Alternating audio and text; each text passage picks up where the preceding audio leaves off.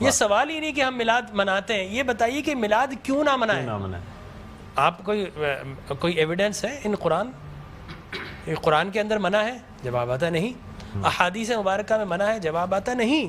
کیا صحابہ کرام رضوان اللہ تعالی علیہ مجمعین نے منع کیا؟ جواب آتا نہیں۔ بڑی عجیب غریب بات ہے کہ آپ منع کرتے ہیں۔ اچھا جناب یہ دیکھیے کہ میں بڑے سادہ الفاظ میں بتانا چاہوں گا کہ اسلام کیا ہے۔ اسلام 4 چیزوں پہ مشتمل ہے۔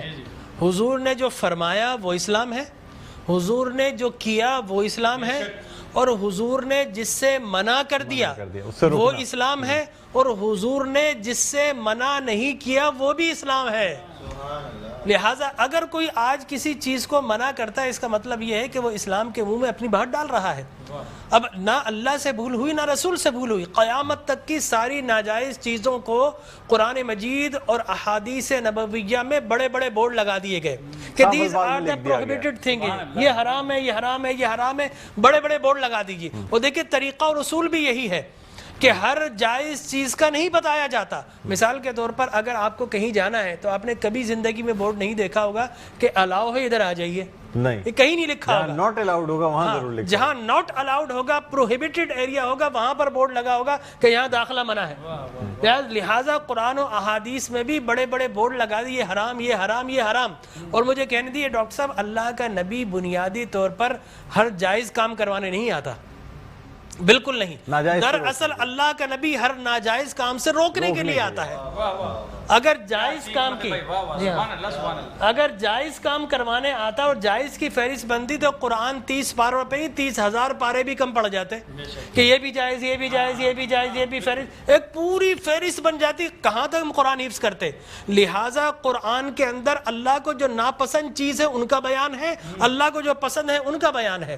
ہر جائز چیز اللہ کا نبی کروانے نہیں آتا۔ اب اگر بنگلہ دیش کے لوگ رہنے والے اگر پوری زندگی اگر چاول کھاتے ہیں اور مچھلی کھاتے ہیں، ان سے یہ نہیں پوچھا جائے گا باجرے کی روٹی کیوں نہیں کھائی، تم نے گندم کیوں نہیں کھایا، تم نے فلانے نہیں کھایا، نہیں پوچھا جائے گا۔ اگر اسی طرح پاکستان کے رہنے والے مچھلی روزانہ نہ کھائیں تو ان سے نہیں پوچھا جائے گا کہ یہ بھی تو اللہ کی غذا تھی، جائز تھی، تم نے یہ کیوں نہیں کھایا۔ نہیں، ہر جائز چیز اللہ کو مطلوب نہیں ہے، اللہ کو مطلوب یہ ہے کہ ہر ناجائز کام سے روکا جائے۔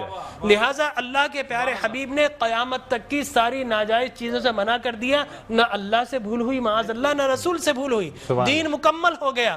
اب اگر کوئی یہ کہتا ہے کہ یہ ناجائز، یہ بدعت، اس کا مطلب یہ ہے کہ کیا تجھ پر وحی نازل ہو گئی؟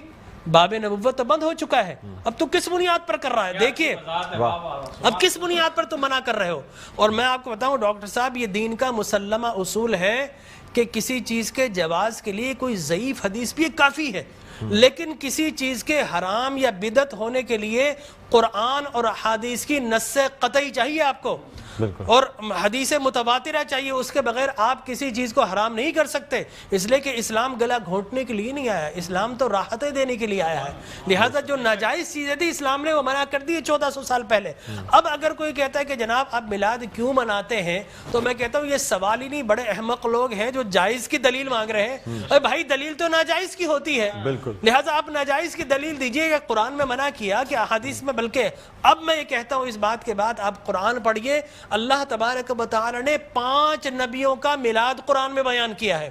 حضرت آدم علیہ الصلوۃ والتسلیم کے میلاد نامے قرآن کے 5 رکوع پر متفرق پہلا واقعہ ہی میلاد نامہ آدم ہے۔ فرشتوں کو جمع کیا، میں آدم کو پیدا کرنے والا ہوں، کیا کریں؟ سیلیبریشن کرو۔ آدم کی ولادت کا موقع، نفخت فیہ من روحی فقعوا لہ ساجدین، جیسے ہی میں یہ آنکھ کھول دے، یہ پیدائش ہو جائے، ولادت ہو جائے، تو تمہیں کیا کرنا ہے؟ اس کو سجدہ کرنا ہے۔ اللہ تبارک و تعالیٰ فرماتا ہے کل مجمعون الا ابلیس، سارے فرشتوں نے سیلیبریٹ کیا، آدم کو سجدہ کیا سوائے ابلیس کے۔ تو معلوم یہ ہوا کہ جس نے میلاد منایا اللہ نے اسے نورانی قرار دے دیا، اور جس نے انکار کیا اللہ نے اسے شیطانی قرار دے دیا۔ سبحان اللہ سبحان اللہ۔ لہٰذا اسی طرح میں 2 منٹ بس، اسی طریقے سے سورہ قصص میں حضرت موسیٰ علیہ الصلوۃ والتسلیم کی میلاد نامہ اللہ نے 28 ابتدائی آیات میں بیان کیا. اور حضرت یحییٰ علیہ الصلوۃ والتسلیم کا میلاد نامہ سورہ مریم میں کیا سلام علیہ یوم ولدا، سلام ہو یحییٰ پر کس دن؟ جس دن وہ پیدا ہوئے. لہذا نبی پیدا ہو رہا تو اللہ سلام بھیج رہا ہے. اور پھر حضرت عیسیٰ فرماتے والسلام علیک یوم ولدت و یوم اموت و یوم ابعث حیا، سلام ہو مجھ پر جس دن میں پیدا ہوا. سرکار نے فرمایا. اور پھر اللہ تبارک و تعالی نے ووالدین وما ولد کہہ کر حضور کے میلاد کو بیان کیا. اور حضرت مریم کی میلاد کو اللہ نے سورہ آل عمران میں بیان کیا. پھر سرکار نے فرمایا کہ میرے غلام الجمعۃ عید للمسلمین. لوگ کہتے ہیں 2 عیدیں، تیسری عید مل گئی. حضرت عمر بن خطاب سے پوچھا کہ یہ الیوم اکملت لکم دینکم، یہ آیت ہمارے نبی پر نازل ہوتی تو ہم 2 عیدیں مناتے، ہم تو بطور عید مناتے.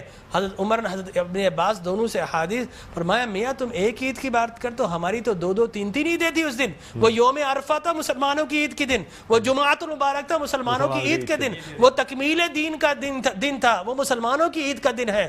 لہٰذا یہاں پر تو پہلی، دوسری، تیسری، چوتھی، 5ویں نہ جانے کتنی عیدیں. اور صحیح مسلم کی حدیث مبارک رسول اللہ نے 5 عیدیں بیان فرما دی. ایام تشریق، یوم نحر، اس کو سرکار نے عید قرار دیا. لہٰذا معلوم یہ ہوا کہ سرکار دو عالم. اور پھر میں عرض کر رہا تھا کہ آدم پیدا ہوئے، فرمایا الجمعۃ عید للمسلمین، جمعہ مسلمانوں کی عید کا دن. فرمایا رسول اللہ کیوں؟ فرمایا فیہ خلق آدم، اس لیے کہ اس دن تمہارے باپ آدم پیدا ہوئے. معلوم ہو آدم پیدا ہو تو عید کا دن، اور جس دن فخر بنی آدم پیدا ہو ہزاروں عیدوں کا عید. یہ عید بھی ہے اور یقینی طور پر جشن بھی ہے. دیکھیے حضرت عیسیٰ ابن مریم علیہ الصلوۃ والتسلیم پیدا ہوتے نا، اللہ تبارک و تعالی حضرت مریم کے پاس پینے کے لیے کچھ نہیں تھا. اللہ فرماتا وَهُزِّ إِلَيْكِ بِجِذْعِ النَّخْلَةِ تُسَاقِطْ عَلَيْكِ رُطَبًا جَنِيًّا، اے مریم گھبرا مت، اللہ کے میرا نبی آنے والا، اس کی ولادت ہونے والی ہے. یہ سوکھا ہوا درخت ہے، اس کو ہاتھ تو لگا. حضرت مریم جیسے ہی ہاتھ لگاتی ہیں اللہ تبارک و تعالی میلاد عیسیٰ کی خوشی میں اس کو ہرا بھرا کر دیتا ہے اور پانی جاری و ساری کر دیتا ہے. تو اللہ تبرک بھی دیتا ہے، اللہ تبارک و تعالی اسے سیلیبریٹ بھی کرتا ہے. تو یقینی طور پر میلاد النبی صلی اللہ علیہ وسلم کے اگر جواز کی آپ بات کریں گے صبح ہو جائے گی. میں قرآن سے بھی بیان کرتا رہوں گا، میں احادیث نبویہ سے بھی بیان کرتا رہوں گا. لیکن ناجائز کی ایک دلیل اگر کوئی ہمیں دینا چاہے تو ہم موجود ہیں میٹرو ٹی وی پر، کوئی ایک دلیل ہمیں دے دے. لوگ کہتے ہیں بدعت یہ بدعت. او بھائی بدعت، ہر نیا کام بدعت نہیں ہوتا، ہر نیا عقیدہ بدعت ہوتا ہے. لہذا وہ سمجھے ہی نہیں، ہر نیا کام بدعت نہیں ہے. میں آپ کو ثابت کر دوں ہر نیا عقیدہ بدعت ہے. لیکن آپ شیطان نے جب بلیف جو جس چیز پہ انسان کا ہے وہ قائم ہے، ہر نیا کام، اگر ہر نیا کام بدعت ہوتا، خوشی منانا، عید منانا، اس میں تو کوئی ایسی بات نہیں. انوویشن ہے اسلام کے اندر. آپ یہ دیکھیں نا حضور اکرم صلی اللہ علیہ وسلم کی وفات شریف کے بعد قرآن مجید جمع کیا، بدعت. پھر اس کے بعد تراویح بدعت. وہ بخاری کے ہذہ نعمت البدع. حضرت عمر بن خطاب کے الفاظ ہے کتنی پیاری بدعت ہے کہ میں نے تراویح شروع فرما دی. تو مقصد وہ کہ بدعت اچھی بھی ہوتی ہے.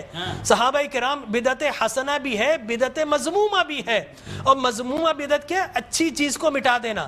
اور بدعت حسنہ کیا ہے؟ کسی اچھی کام کا جاری کرنا. فرمایا من سن سنتا حسنتا فلہ اجرھا واجر من عمل بها الى یوم القیامہ.